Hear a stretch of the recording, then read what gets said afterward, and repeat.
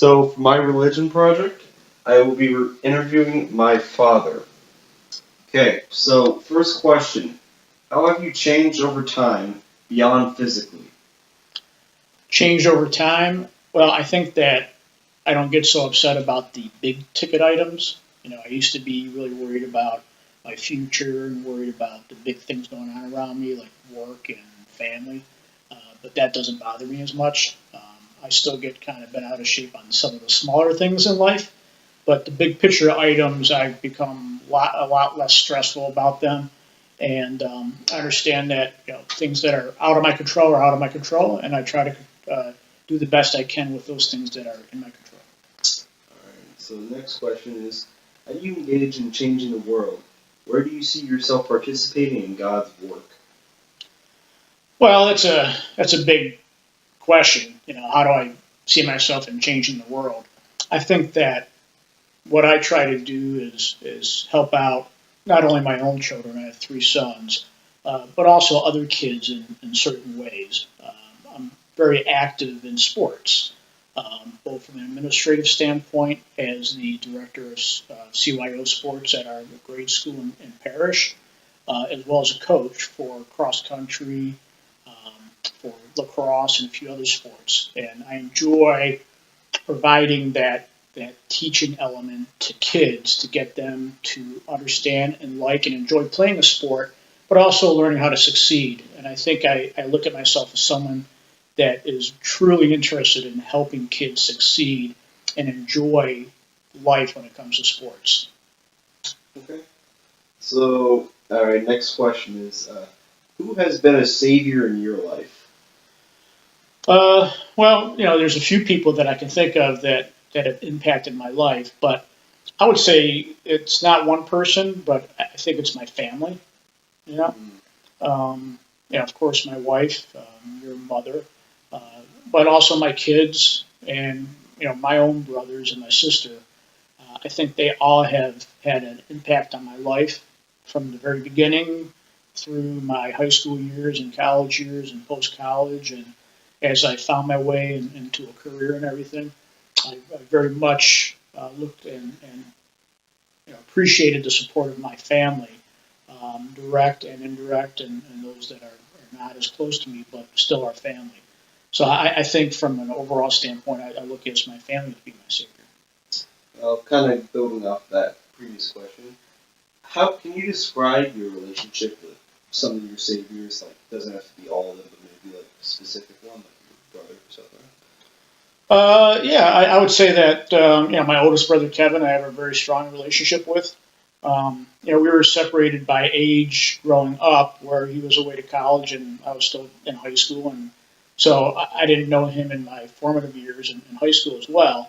But as we've grown older and as we've both matured, we've become very close. And every time I talk to him, I always have a great conversation.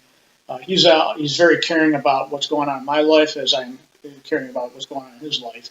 And he's always been the type of person that feels that way about everybody in the whole family, both the rest of our brothers and our cousins and second cousins. He always stays in touch and he always does the right thing, and that's something I very much appreciate.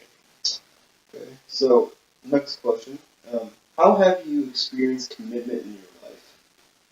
Well, commitment to me, you can look at it a lot of different ways. From a job perspective, from an enjoyment of a hobby perspective, but really the commitment I see is when I got married and decided that I was going to spend the rest of my life with an individual. And now it's been 20 years since that's happened, and my commitment to her and her commitment to me is as strong as ever, and I'm very happy about that. So to me, having a commitment to your spouse and the things that come from that, your family and everything else, I think is very important, and I take great pride Okay. All right. Next question is, what brings you hope? in that. I think just people being in a good mood, to be honest with you. Being around my family, being around friends, being around people that are in a good mood, that are happy, that are, things are going well for them and things are going well in their lives. That to me brings hope because I think there's a lot of goodness in this earth. I think there's a lot of goodness in the people that we deal with and that we're friends with. And when I see them happy and can share in that happiness, that brings me a ton of hope. Okay. All right. How do you define love? I think that love is, we won't go back to that question about commitment. I think love has a lot to do with commitment, and it has a lot to do with being able to not only provide love, but also feel good about receiving love as well. I've always been uncomfortable when someone wants to do something for me because I've been always so independent. But I think that when people love you and they want to do something for you and they want to provide that love, you have to be open to it and be able to accept it and feel good about it, but also be able to provide it to them as well. All right. What role does forgiveness play in your life? Well, I kind of go back to the American way. I think everybody deserves a second chance. And, as human beings, we screw up. Sometimes we screw up a lot more than we care to.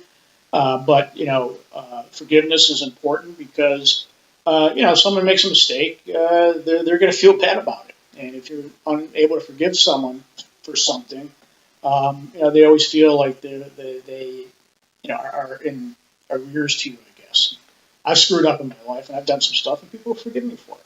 And I'm very appreciative of it. And when I look at something that happens with my immediate family or with people that is a bad situation, I think forgiveness is very powerful because you're basically giving these people another chance to live their lives the way they want to live it, and you're not holding things over their head. I don't believe in continuing to hold stuff over someone's head. That's just I don't think that's right. I think that's the wrong way of living. All right. So I already asked you how somebody else might be a savior to you, but the question I have is how do you how would somebody consider you a savior?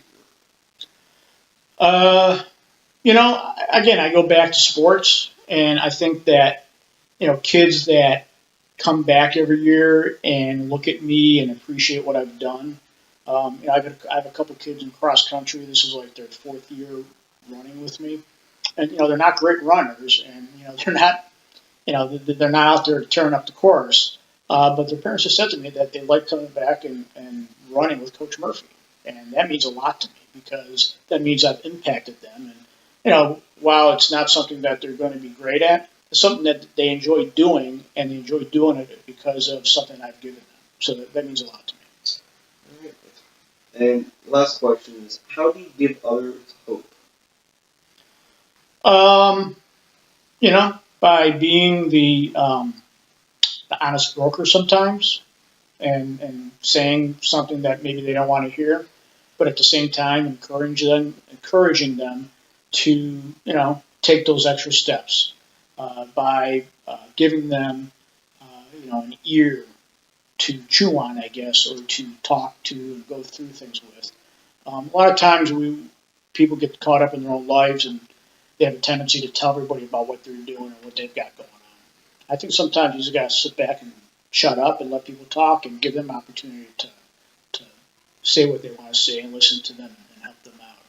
And I think that I try to do it as often as possible. Sometimes not so much with my immediate family, including my sons, but I hope to be better about that as I continue to mature and learn about what's going on in their lives and ours. All right. Well, thanks for sitting down and taking the time to do this interview. Oh, it's my pleasure. I hope we can do this more often because this is quite enjoyable for me and quite enlightening. So thank you. All right.